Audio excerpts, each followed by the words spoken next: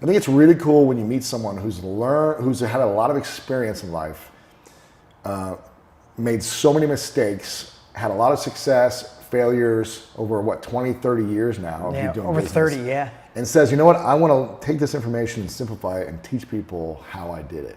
And I think that's it's inspiring when you meet someone who's done it. Yeah. And then it's more inspiring when you meet someone who's done it and then tries to help others do it. Well, for me, and the thing is, I mean, at this phase of my life, I appreciate you saying that, brother, because it's what saved my life. Like if I look at I've been blessed. I did well in real estate in my 20s, started with no money. That's really was my momentum. And I've written multiple New York Times bestselling books and all this stuff and failed miserably in between. But if I look back, what really saved my life was learning from other people. And at this time, how could I not want to give that back? It's what changes the world, right? Yeah. I mean, I want to talk about it today because it's such a part of who I am and what Tony Robbins and I are doing right now. But at the end of the day, self-education is what saved all of us. I mean, this is what you give back to the world, man. I'm so proud of what you do, and to expose yourself to the world and bring on other people and deliver that value to people. It's a really noble thing. I mean, I don't know about you, but I do know a little bit because we talked about it. But in high school, my guidance counselor, I mean, legit sat me down. I wasn't taking my SATs. I knew I wasn't going to college. And she looked at me and she was just like, no, you're not? Are you sure? And I said, yeah. And so it went from no college, like that was going to be perfect. And I'm not saying college is bad for everybody, but like it was either, heaven's open and the sunbeams come through, right? And the angels sing. Or she's like, oh, no college. Well, maybe you can work with your dad fixing cars. She knew my dad didn't make a lot of money. Or go apply at the only factory in town for minimum wage. That was the two options she gave me, right? So how many people are there out there right now that if the regular path's not working, they think there's no other path, or go working at a gas station? And I'm not knocking if you work at a gas station. I'm just saying that's the way my supposed guidance counselor looked. And what saved me was the third option that I didn't know existed until I knew, was self-education, learning from other people. I found a couple older people in my town. I became friends with them. I saw that, like they became mentors. And then I bought Tony Robbins' course, and then Wayne Dyer and Eckhart Tolle, and I started going down this path. I'm like, oh my God, and it changed my life. So I owe such a debt of gratitude to self-education. So it's a pleasure to give it back. And if you didn't have mentors, and you didn't have books or places you could learn information, where do you think you'd be? I'd still be working on cars.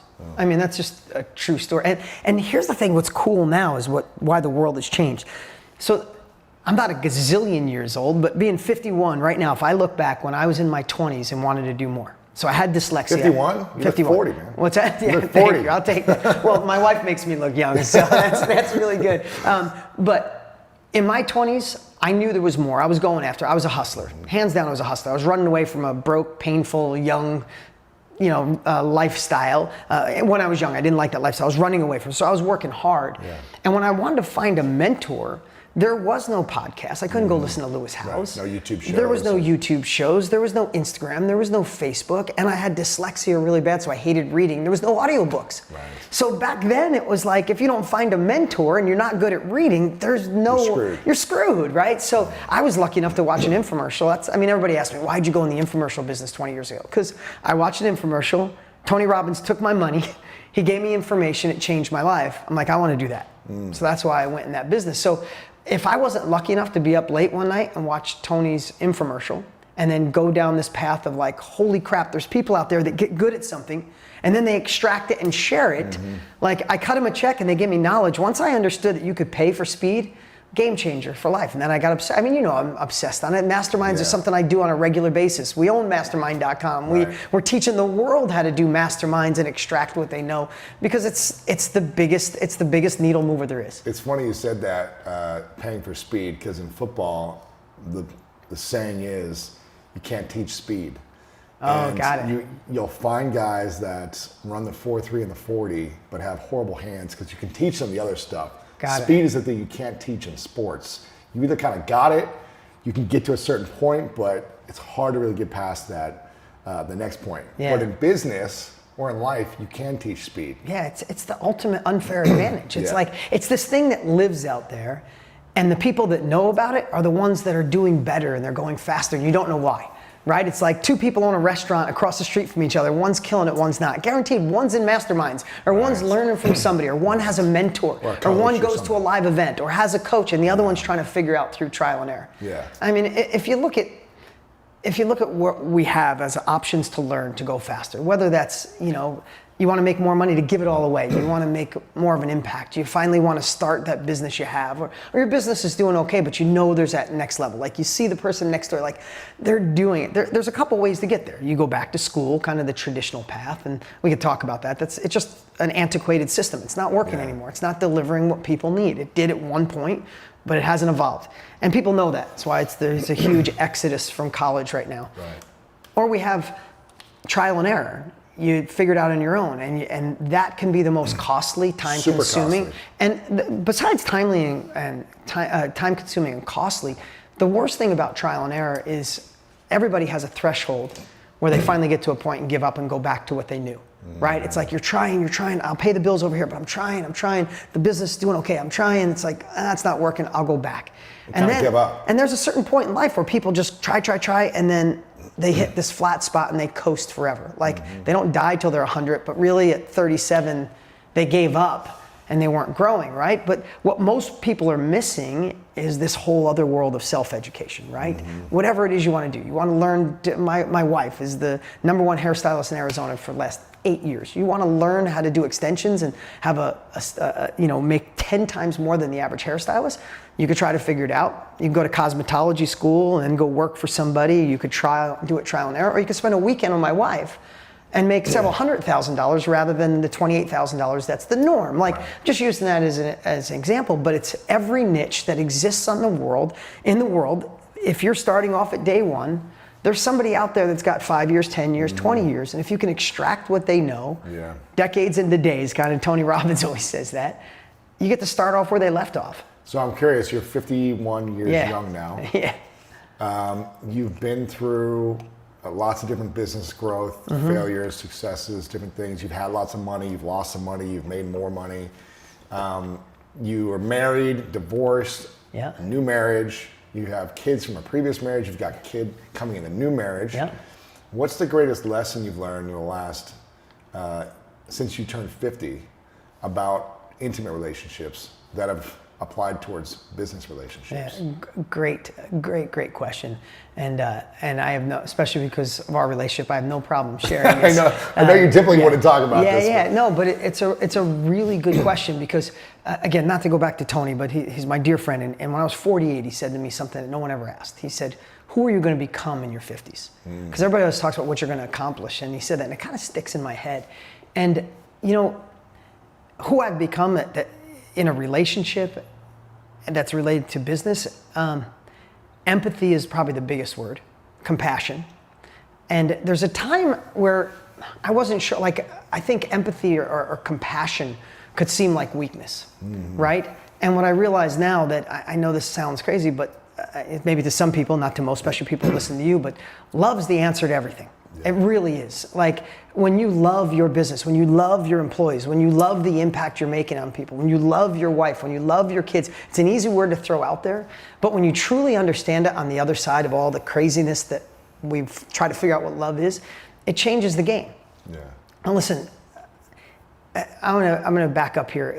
Because you threw me for a loop, and I want to give listen. If people are gonna spend time with us today, there's a million podcasts they can be listening to. They're listening to you. I want this to be one like, holy crap! I'm so glad I listened to Lewis and Dean.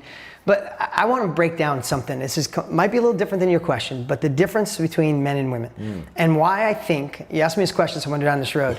Why I think 2020 is the start and the year of the woman entrepreneur. Of the woman's success, and this is what I learned from my wife, so it'll tie back to your question.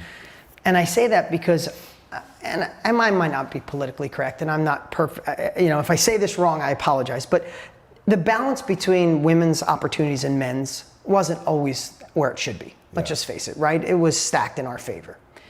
But I think we're getting closer. Maybe it needs a lot more evolution, but I think it's closer. We can both agree it's closer now than ever before in history, right? And I think women finally, it's not that they don't need permission. I think it's a time where women who have more empathy, just born with it, more compassion, and I think more instinct than men. right? I don't know about you, but if you're listening right now, ask your husband, or you have your wife, or your grandmother, or your mother, or your sister. Has there ever been a time you brought somebody around and your wife or girlfriend said to you, said, I don't think he's a good guy, don't do business. She says this to me all the time. And you're like, no, he's good. And what happens 6 months later? You're like, hey babe, that guy wasn't so good. You're right. Like, their instinct is unbelievable. Their empathy and compassion is unbelievable, right? So, and this ties back to the guys too. But if you think about that, for those years, a lot of times that was used in relationships. It was used for their children.